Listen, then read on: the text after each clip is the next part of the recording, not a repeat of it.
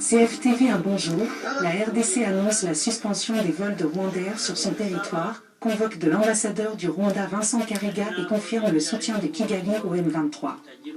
En dehors du champ de bataille, le feuilleton M23 se joue également sur le terrain politique Kinshasa.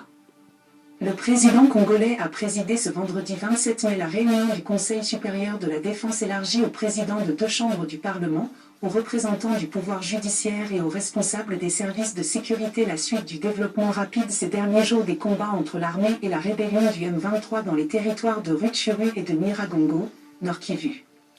Parmi les résolutions, le M23 est exclu des pourparlers engagés par le gouvernement avec les groupes armés Nairobi. La rébellion est considérée désormais comme un mouvement terroriste. Le Conseil supérieur de la défense confirme le soutien de Kigali au M23.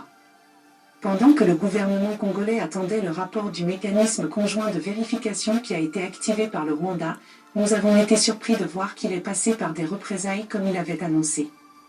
Le soutien manifeste à cette force négative en est la preuve.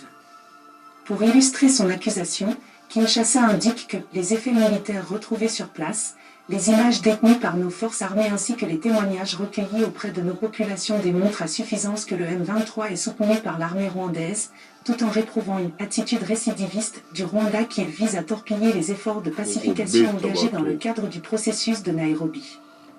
Au nombre des décisions prises par la haute instance sécuritaire congolaise, la RDC a pris la mesure conservatoire de la suspension immédiate des vols de la compagnie d'aviation rwandaise sur son territoire, la convocation de l'ambassadeur du Rwanda accrédité en République démocratique du Congo pour lui notifier la désapprobation totale du gouvernement congolais.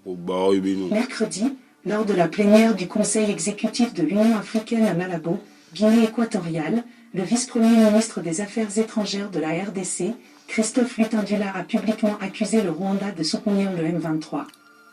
Par ailleurs, la RDC dénonce la manipulation du Rwanda accusant les FARC de collaborer avec des forces négatives dont les FDLR pour justifier son soutien au M23. L'armée congolaise et les rebelles du M23 s'affrontent de nouveau depuis une semaine provoquant des déplacements continus de population. Les combattants ont visé mercredi le stratégique camp militaire de Rumangabo dans le territoire de Rutshuru où ils ont été repoussés par les loyalistes. Ces affrontements se déroulent sous fond des tensions renouvelées entre le Rwanda et la République